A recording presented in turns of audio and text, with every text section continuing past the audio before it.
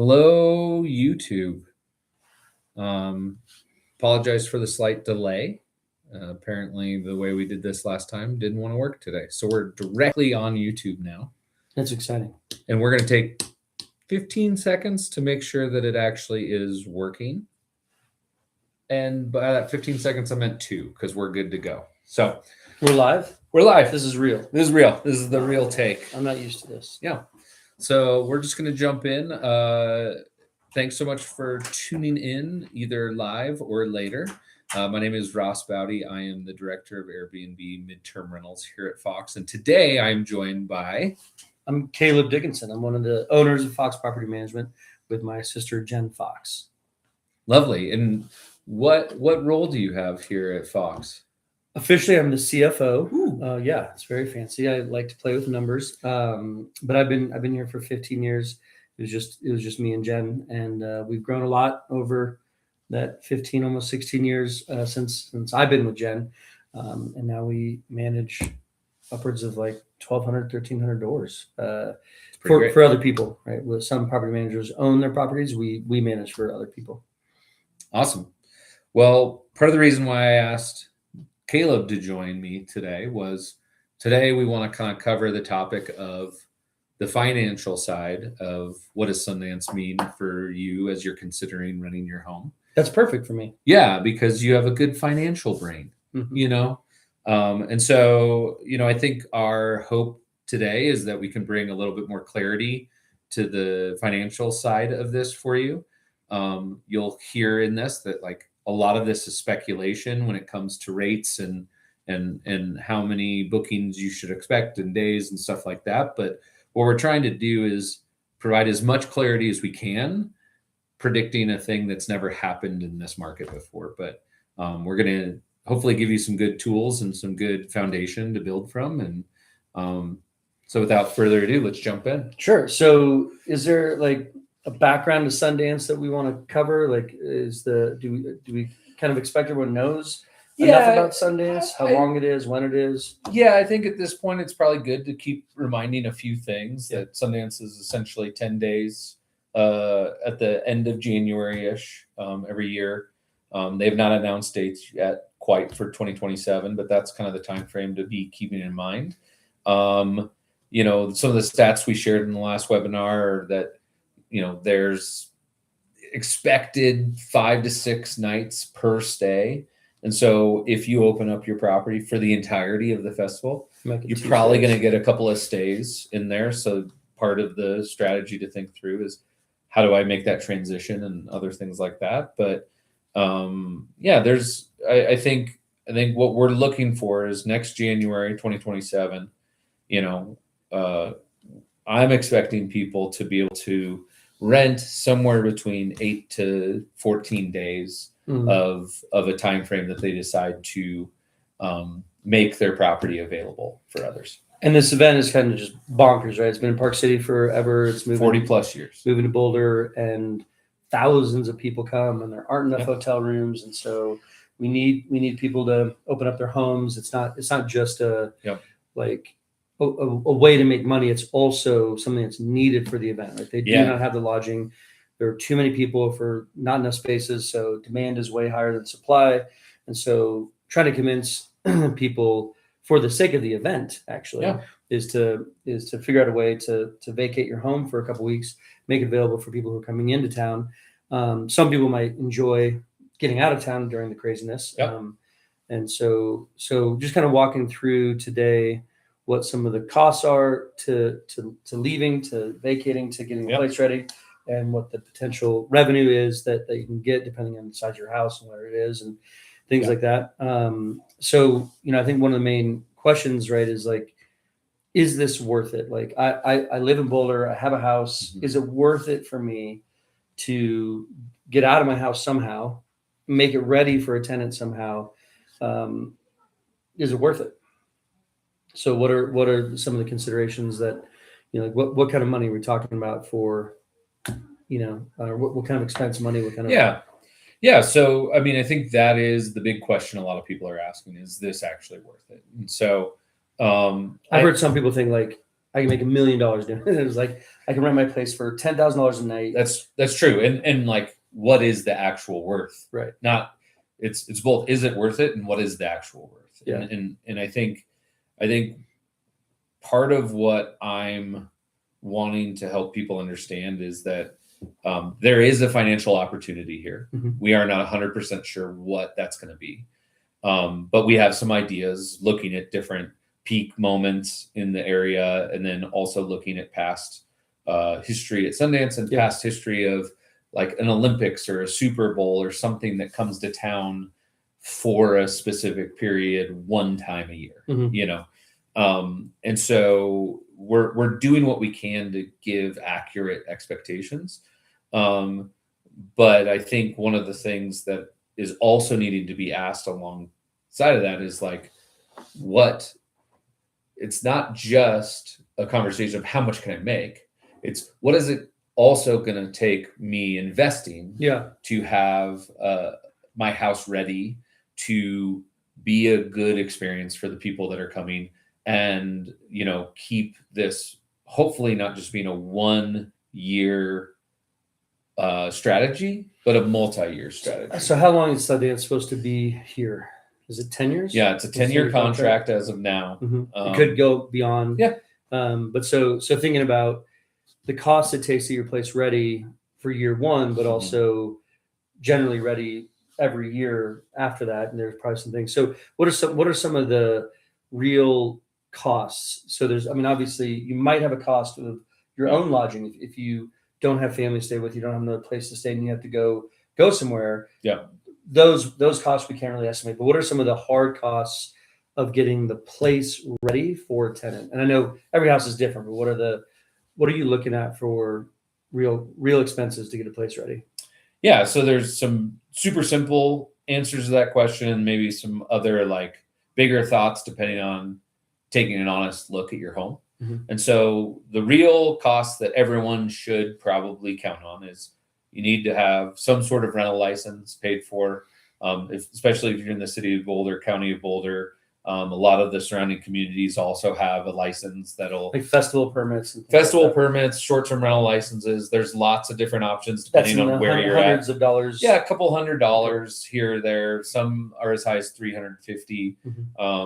And so that's a real cost you have to take on, and a cost you have to decide you're okay with sooner than later, because you can't list your property as available until you have that. People are looking already. Not quite, because they haven't announced days, but it's going to happen. It's happening soon. Yeah. And is that? Do you know if the festival permits do you have to pay that every year, or is that something they pay for 3 years? City festival license is a 4-year term. So kind of an upfront cost in year one, but you don't have to pay it in year 2, 3. So you sort of get to hold off on that for a lot of years.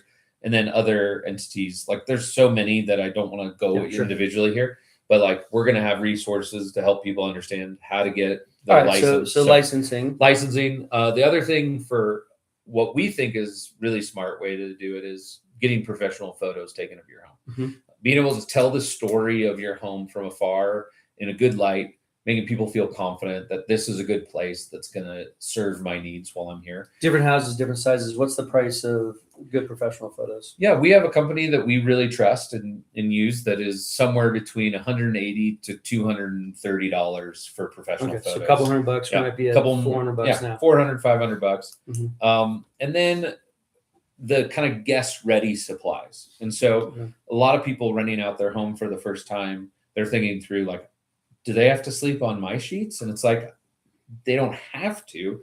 And we'd actually advise you to go get new sheets, do these things. And if you're working with us, like we're going to be rolling out a whole program of how to take care of that, buy in bulk, save our people money. But new linens. But essentially, all the beds that you have should be fresh. It's nice for the people that are staying in those beds to have fresh sheets and not have strangers sleeping in your sheets. So it's both sides, right? Yeah. So some linens that could be $50, that could be $1,000 depending on the linens you wanted, but another few $100 maybe for good linens. Yeah, and typically what we're saying is like kind of a medium range 3-bedroom house should expect between licensing, photography, guest supplies, you should probably count on investing around $1,000 or more, depending on the quality of things you get. And then there's obviously case by case capital improvements that you might need to make to the property, that it's like, this is a lovely kitchen, I love it, and it works for me, but I ignore that chipped countertop that needs to be replaced. So that will depend per house of like what you need to do. But what we hope to show you a little bit later is that there might be enough revenue opportunity, if you think about this more than 1 year, to justify that improvement. Okay, so you have hard costs of things you really can't get away without doing. Yeah. Then you have potential, like you could do a bathroom remodel, you could do new cabinets in your kitchen, you could do new faucet, fix the leaky faucet kind of thing. Yeah. Then there's also, and those are optional. You don't necessarily have to do that, and different people have different houses. And then there's furnishings, right? So yeah. So just thinking about like, yeah, I've had this couch for 20 years. It's fine for me and my family, but when someone shows up and they're paying $1,000 a night, and maybe I shouldn't have a 20-year-old couch that they're we've been lucky enough to have a lot of people invite us into their homes over the last month or two to kind of look at the house from an outsider perspective, but like, I don't think an overly critical perspective, to say, this is what we think would need to be replaced. This is how we would do this, and kind of be able to give that assessment so that you understand kind of what might be ahead of you. And then, I think the other cost that I don't want to ignore as a property management company is that if you use somebody like us, there is a management fee and some other things. And so from our perspective, and we also have an onboarding fee to kind of have a commitment from a client that they are in on this. And so that's a one-time $500 onboarding fee, which is for the life of our partnership. One time only. Yeah. And then we do 20% of all rental revenue as our management fee to take care of everything. And helping you prep the home, to managing all the guest bookings and guest management, and taking care of everything while you're gone, wherever that may be. And so, I think what you're going to see as we continue to talk is, year one, there's a decent investment. But a lot of the things we just talked about, photography, license, onboarding fee, like guest supplies, furniture, like those should last you hopefully a few years. So, especially if it's only a couple weeks a year. Yeah. Right. And so, you're what I'm hearing, it's quite obvious, right, is I buy a new couch, that's going to be potentially thousands of dollars. That might eat up most of my revenue from the first year, but then I have a new couch for the other 50 weeks a year. And I still have that couch next year. So one, I've made my house a little nicer. I've got sort of a free couch because the revenue paid for it. But then next year, I don't have to buy that couch again, right? I'm not buying a new couch every year. What about the expense of getting in the house ready? Like if you went to my house right now, it's okay. But there's stuff everywhere, right? So like, how ready does my house need to be? And is there like a cost associated to that? Like what's that's a little harder to predict because every house is so different. You have people that are super organized, and it's like close a few bins and lock a door and you're out, you're ready.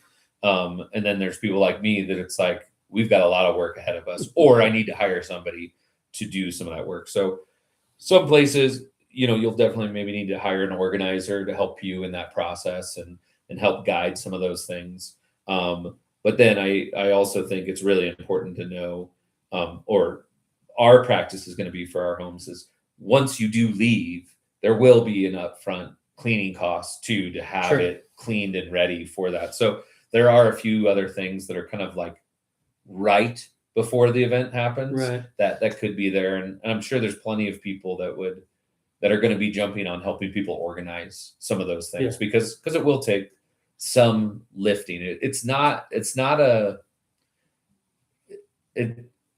going to happen for a lot of people without some work and engagement. Well, I think there's a little intimidation there, right? There's maybe a lot of revenue on the back end, but getting out of my house.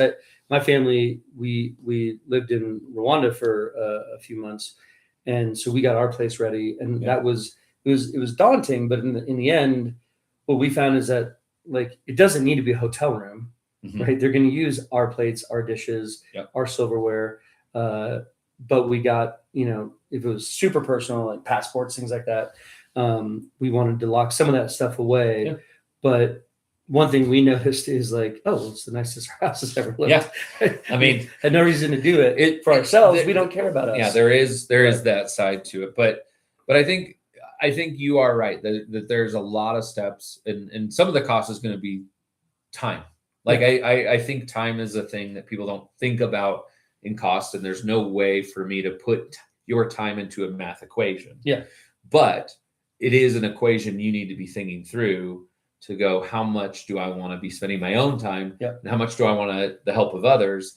And what we're about to talk about of different properties and what we think is possible. Mm-hmm. Do I believe that there's enough there to justify all those things? Well, so let's talk about that a little bit. So, I mean, I think we're trying to be clear that it's not easy. There's some work to be done. It's not free. Yeah. There's an investment to be made. That investment comes more in the first year than it does in years 2, 3, 4, 5, 6. Yeah. So maybe not the best idea to only do it 1 year, because you're going to have all that upfront cost, and then it's the future years 2, 3, 4, that you're not going to have the same expenses, but you're going to have the same or even better revenue. So let's talk about the revenue side.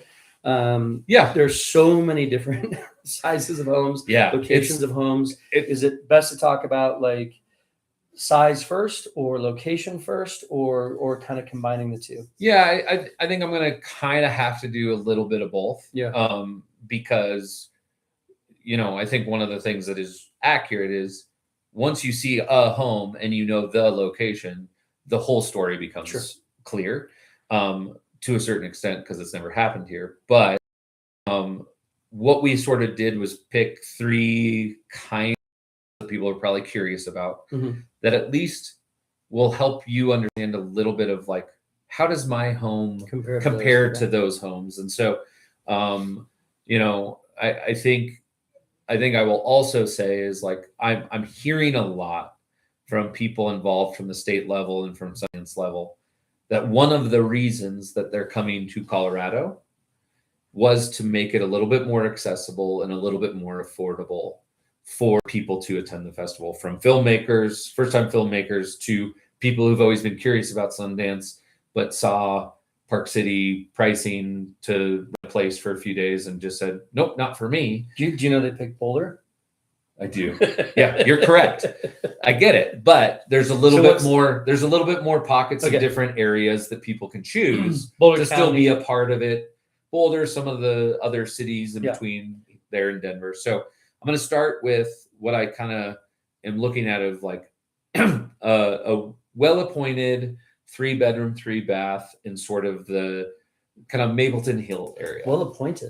Well-appointed means there's no questions about like the quality of the finishes and stuff like that. So it's not run down. It's not run down. It's not perfect, but it's a normal house. Yeah.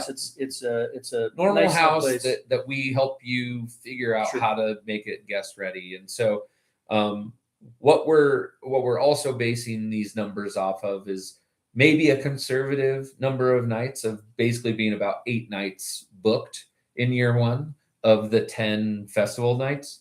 And then you also the festival license allows for 29 nights. So you can sort of make a judgment call of like, if I'm leaving for the whole month, I could probably expect more than these numbers. So I could open it up for the whole month, but then I have to be willing to be gone to go, because if someone accepts, I can't cancel. Exactly. So if I'm going to open it up for the whole month, I better have a plan. Yeah, you're ready to go. Okay. Yeah, but I might only open it up for 10 days or 8 days. So let's jump in. Okay. And so this Mapleton area, 3-bed, 3-bath.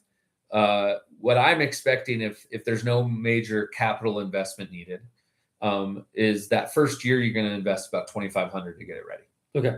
And so that's all the things we talked about before, and maybe a few extra things because you're in a nicer area and there's things to so that's not a bathroom remodel. It's not a bathroom remodel. Just kind of getting your it's place just ready. Sort of getting it freshened up, doing the necessary things to have it be ready for guests to stay. And if we were doing 8 days in year 1, my prediction is that you can make about $2,000 a night. Wow. Yeah. So $16,000 in revenue to combat that $2,500. And then that gives you a little bit of freedom to do whatever it is you need to do to be somewhere else. Mm-hmm. And then looking forward at year 2, I think your expenses are going to maybe be down under $500 to get out again. You might need to pay for a cleaning, maybe some more organizing, replace a few things, but not a huge investment. But typically what we see is a house that was successful the previous year of a thing is highly sought after the next year. Sure. And so whether it's a little bit more in rent rate or you get another day or 2 booked, I think it could jump up to maybe making $18,000 the following year. Mm-hmm. And so you're only maybe investing 500, 18,000 in revenue. So over the so 2 years, like you're now like, in, like 34 3 revenue out. and 3,000 out. And then what I kind of said is also then that third year, you might have to invest another $1,000 because there might be some things that are, as you're living there, showing some wear and tear. And so $1,000 in, maybe 20,000 in revenue. And so over the course of 3 years of doing this, you could have invested, $4,000 to $5,000 in the property, but a lot of it is had actually 50 some thousand in return. And so you see between leaving and what you have to pay to leave, and then potential capital investment, there's some room. That's 50,000 in that scenario. Let's move on to the next one, which is, and I'm going to be a little less verbose about whys and more just about the numbers. Kind of just a 1-bedroom, 1-bath downtown Boulder. Okay. So it's your condo that you have available, walking distance to the action. And so I still think you're spending about $1,500 to $2,000 in the first year to get it ready, because a lot of those initial costs are the same or pretty close. And then I think you're going to be making maybe around $6,000 in revenue for those 8 nights. Okay. So you're not getting quite $1,000 a night, but that's still a healthy amount for a 1-bedroom apartment. Yeah. Or condo, whatever you so want to call it. So we're talking something like six coming in, 2 going out. Yeah. $4K in year 1, but year 2, I assume, a little more than 6, a little less than 2. And so over a 3-year period, you're looking at maybe bringing in a little over $20,000 in rental revenue, but only having to invest, a little over 2, and so you still are creating that gap, which I think is what people are looking for. Now, as I've seen on the marketplace, there's people that are going, hey, I might as well throw some number out there and see what happens. You're more than welcome to do that. I think from a professional side of this thing, I don't think a lot of companies are going to come alongside you in the sort of wishing on a prayer that Tom Cruise is going to rent your house for $150,000 for a weekend. That may exist out there, but I think for the bulk of who's thinking about bringing their home to the marketplace, I think thinking around these kinds of numbers is more realistic. And time will tell. The market will absolutely set itself eventually and make it very clear what is possible for everyone who's getting involved. Yeah, I mean, I think that what I've heard a lot is like, oh, I can make 6 months of rent in 1 month or in 10 days or whatever. Yeah. And so I think, we're talking to a lot of people that this is actually your home. So it's not the difference between a year's rent and 10 days. It just is the 10 days, right? But like, a typical place might rent for $3,000 a month. That's $36,000 a year. So when you talk about getting 6, I mean, that's 2 months of rent. If you talk about getting 12, depending on the size of the place, you are getting in that conversation of, 2, 3, even 4 months of what would be normal rental income. But again, we're really more focused today on the idea of, I live in this home. Yeah. I'd like to move out for 10 days while I rent it.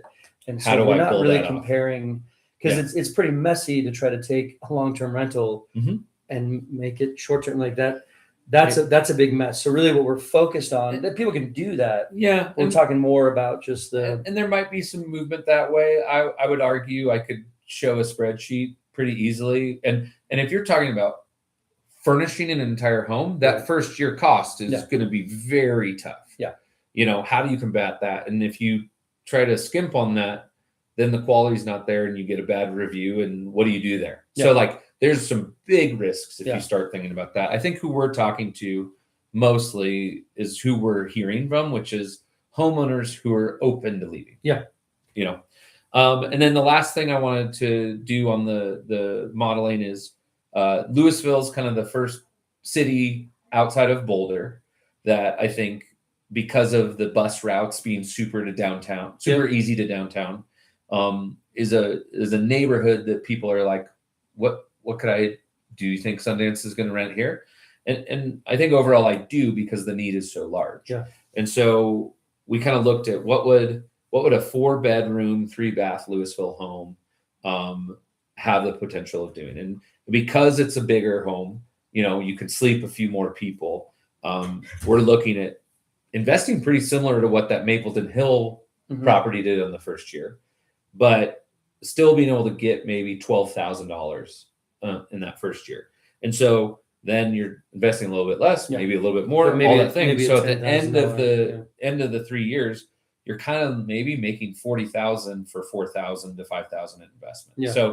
So there's some real opportunity there to consider going, hey, whose Winter Park place can we shove 20 people into so that we can all make our homes open? One of the other things I've heard a few neighbors talking about doing is, what if we all stayed in one house and rented the 3 other?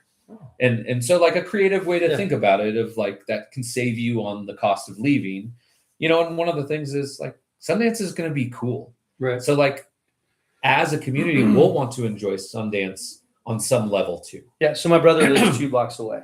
So the idea of, like, me and my family go to my brother's place and then sharing the revenue that we get. And so we bunk up together and we rent our place. And maybe the next year we bunk up my place and rent his place, but we still have the linens, and then they get some improvements. They get a new couch, and kind of swap back and forth, and just like bunk up with a friend, bunk up with a relative for a couple of weeks or 10 days.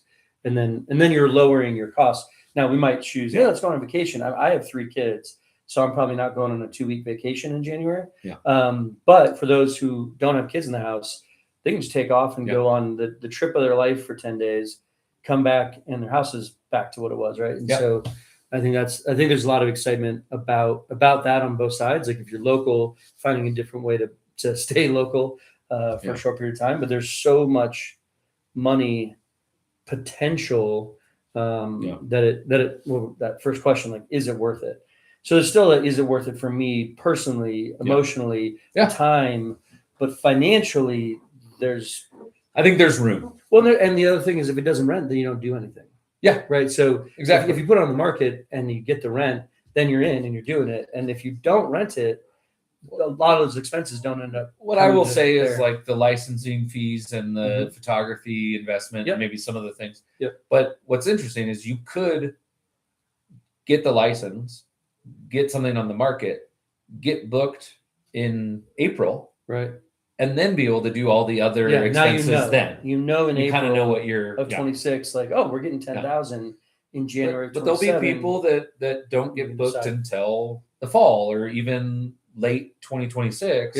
And so that's going to be an experience for a lot of people, because I do think there's an attitude of, oh, if I just open it up, it's going to get booked. Sure. It's like, I think year one, that's more likely. But I think as this becomes part of a staple of our community, we will reach a saturation point where more and more people are willing. And so you have to really dig into the things that are important. And I think that's kind of the next thing we wanted to talk about, which is, like, what is actually driving a higher return on investment? And for me, there are things you can control and things you can't. The things you can't control, like, if you're, in downtown Boulder, your location is going to drive return on investment. If you are a 1-bedroom or a 5-bedroom, the amount of people you can sleep, as opposed to going and staying in 3 to 4 hotel rooms, is going to drive up your return on investment. But then I think there are things that you can control, which is the things you're doing of being an early adopter. If you move quick, you could get booked quicker. And if you then create an experience that sits well with people, they could want to book for you next year moving forward, and then the last thing is sort of what I think we can bring to the table for a lot of people, is that bringing in a professional executor to like make the experience good, to make the home feel welcoming, to be responsive when you're on a beach somewhere, Sure. you know, instead of being in Colorado, that you have people that are responsive, that go to your home, that fix problems, that help you log into a Wi-Fi password, that make sure your sidewalks are shoveled. You know, I think that ability to turn the first year into a glowing review on all the websites so that the 3-year conversation is actually relevant. Yeah. Because I think one of the things that a lot of people don't think about is, I did an okay job in year 1, but that one of the 2 guests I hosted gave me a 3-star review. Right. And there could be lots of reasons for it. It could be unresponsiveness. It could be whatever. One of the things a lot of people don't know is value is one of the things we get reviewed on in the short-term rental world. So awesome hospitality, awesome house, awesome location, awesome cleanliness, but I paid way too much for what I got. They can ding you, and then that brings down your overall review. And so those are the things that I think you have to have that long-term vision to make sure that your ROI has its best potential. Yeah. And I think it's okay to plug Fox here. Yeah, I think so. I think, but you know, well, I think another piece is that you manage 100, you know, not necessarily nightly, short-term, other furnished rentals. And so you're on Airbnb for month-long stays, nightly stays. Different communities have different rules, but you have.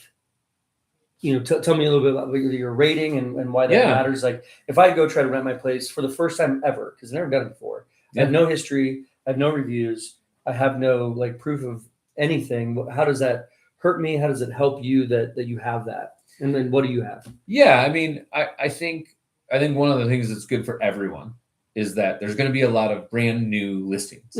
It just has to happen that way. But I think one of the advantages of partnering with somebody like us is we are going to have a lot of brand new listings for Sundance, but we also have years of history, hosting for 15 years on these platforms, having 1,500 plus reviews over time, and having a rating of 4.8 out of 5 stars on Airbnb. That will give the consumer a little bit more confidence to take a risk on a new listing.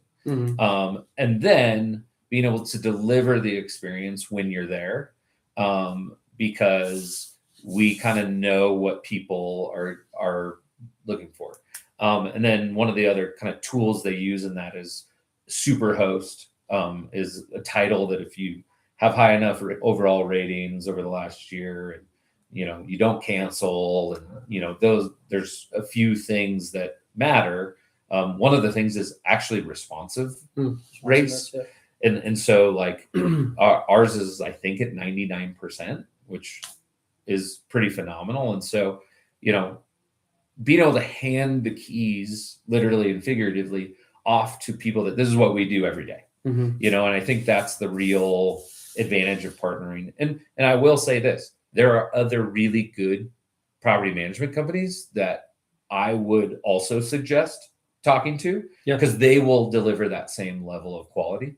And I also think it's very interesting that Visit Boulder and the city have kind of pushed this vessel lodging program that we are a part of as one of the vetted, trusted property management companies, because it really is emphasizing that there's plenty of first-time hosts that will pay attention, will learn, will educate themselves, and deliver a great experience. But it also is a potential risk if you can't deliver. And if even if you have the best intentions, but you're 8-hour time zone different and you don't answer and somebody can't get into your house, that's going to be a problem. So do you mind me asking? Whatever it is you want to ask. Are you a super host? We are. Oh, yeah. I didn't know. I was getting nervous. I wasn't clear about that. Yeah, we are. There's a thing called super host, but you actually you have that designation. You guys are super hosts. Yeah. Which I know, like I stay at Airbnbs when I travel. I tend not to stay at hotels.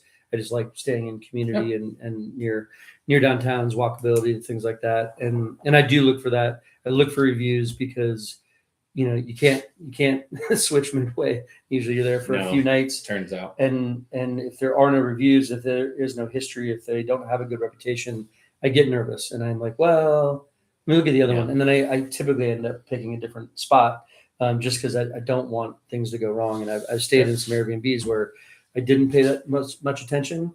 And it's really frustrating to have a place that isn't ready for someone or has unexpected elements to it that you just you can't get resolution, or you try to contact the host and they're not available. And it's just really frustrating. Right? And then you have these other experiences where you have these great hosts, super attentive, communicate really well, set you up for success. And so I think that's a huge piece of it. And I know like when I left, you managed my home, and it was really nice for me to not have to worry about it. Right. Like I could have posted it myself. I could have checked in with the tenants myself, but to be able to just walk away and know that you have it all was certainly worth it for me. What are some, you talked about location, things like that. Is there anything like you'd caution people away from? Like you don't need to do this. You don't need to do that. That's a really good question. And I think you kind of know it when you see it in a house, but I said it in the last webinar I did of like kind of bedrooms, bathrooms, and kitchens are the three most important things, because those are the pieces that people will be using the most of your home. But it's like, I guess a good way to put it is upgrading your TV from 50 inches to 85 inches probably doesn't change the reality of a guest experience that much. Having zero TV, adding a TV helps. Yeah. I think it's super fun when people get excited about little pieces like a vintage record player with some fun albums that people can listen to, kind of touch points. But I think also thinking about the event people are in town for, right? They're out and about. Yeah. They're doing a lot of things. And so we want to take care of their Wi-Fi, their coffee needs, their breakfast needs, and make it comfortable to sleep and shower. Yeah. Like that is the bulk of what we want to provide, but we want to do it really, really well. No, that's a good point that the people visiting are visiting for an event. Yeah. So you are going to have less of the just hanging around the house. We're not a beach house, right, where we're staying and walking up to the beach and going in and out, and that's all we're doing. Yeah, that's an interesting point.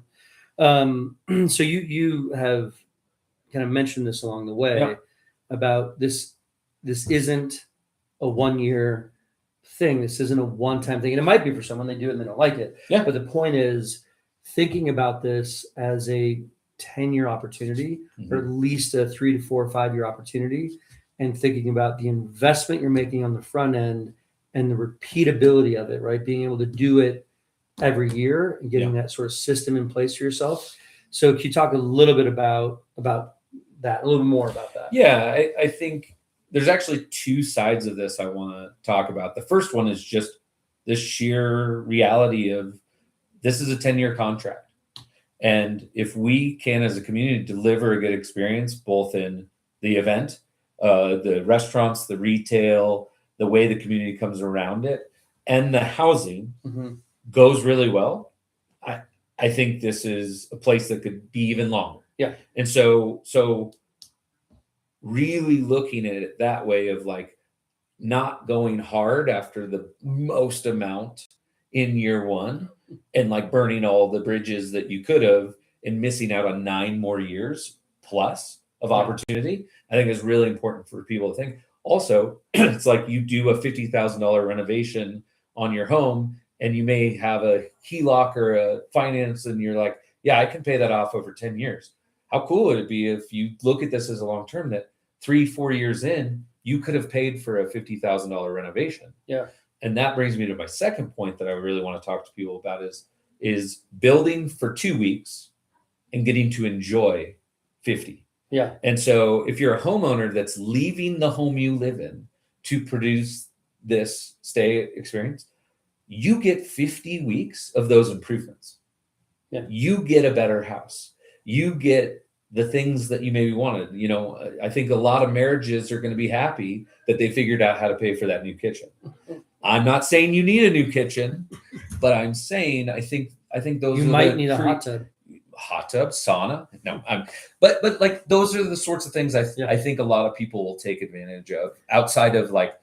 I think some people will value the opportunity to travel in a more significant way than they've ever been able to. But I really like the idea of building and investing for a 2-week period so that you get 50 weeks of enjoyment. Yeah. And what I'm hearing from you also is that like, it doesn't need to be a mansion. An 800 square foot home will do. I mean, people need a place to rest their head, take a shower, sleep, relax, and then get out.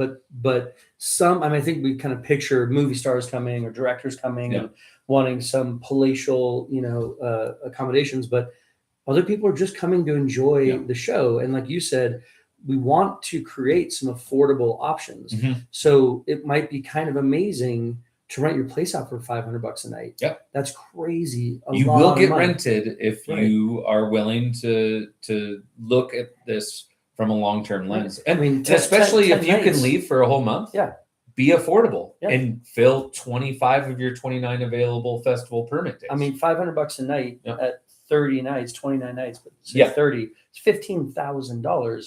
So a small place, a 1-bedroom, an 800 square foot home, and even a condo could yield potentially 5, 10, 15, depending on your ability to vacate, to find a different place to live. So I think that's the other piece of it, right? Is like if you open it up for a whole month, you have to have a solution. I mean, I assume you have a job. And again, everybody's lives are different, right? Mm-hmm. So like, you're retired, you have no kids in the house. This could look one way, but like, no, you have a job and you have it has to look a different way. So people will pick different amounts of time. They'll pick their different availabilities, and that's all in there. I mean, they can make it available for 5 days only. Yep. Right. So that's really interesting. Is there any other, I'm kind of looking over some of our other notes. Is there any other major topic today? No, I think there's other things to delve into, and I think we may do a few of these with some other friends at the company. I mean, you've been great. I think the fans have been loving it because we have a lot of fans. A lot of fans. I think because I feel like I'm not being invited back. People. No, that's okay. I don't have time for this. No, but I think there's other things to look at. Guest experience is a big one. I think the bigger picture of what Sundance means for our community as a whole, and in the small part that housing plays in that, even though it's a significant one. Yeah. I think specifics of like, it doesn't have to be a palatial, but care for it, make it intentional. Being responsive to a guest matters, but also thinking about the user experience of your home matters. Yeah. And so there's some stuff I think we'll jump into in future webinars and stuff. But I think overall, what we wanted to do today, I think we talked about, which is essentially that there is an opportunity. And if you go into this with the right attitude of, in year one, I might have to invest a decent amount to be able to win over the next few years. And I think there's an opportunity there for you. And one of the things we're doing is we're just giving free assessments right now. So we're going into homes, we're looking around, seeing what work you would need to have to do so that you understand, are there capital improvements that are even a bigger investment? And so our team would love to come and take a look at your home and make that path a little bit more clear. Because I think the biggest thing people are wanting is clarity. Mm-hmm. And it's hard to give 100% peace of mind clarity of a thing that's never happened before. But I think that's what we're learning in talking to different entities from Sundance to the state to the city is we want to make it so that you can make a confident decision and feel good about that decision. Yeah. That's cool. Awesome. We'll probably it looks like we don't have any live chat questions right now. But if you have a question, my email is ross@foxpropertymgmt.com. So is mine. If you go to that same website, foxpropertymgmt.com, there's a whole Sundance landing page at the top of our website Lots of good information on that, and an easy way to reach out to us without remembering what email I just said. But yeah, we'd love to help anyone navigate if this makes sense. So appreciate you listening. If you made it this far, you guys are the best. The people who quit halfway through, I don't know how we feel about them. They're not going to know everything. Yeah, but we want to tell these guys that we don't like them. Yeah. No, so that's true. thank you. Thanks for watching. Thanks for tuning in. Hope this was helpful. Yeah. And I'll watch the future ones since I won't be here. Perfect. Thanks. Bye, y'all. Bye, everybody.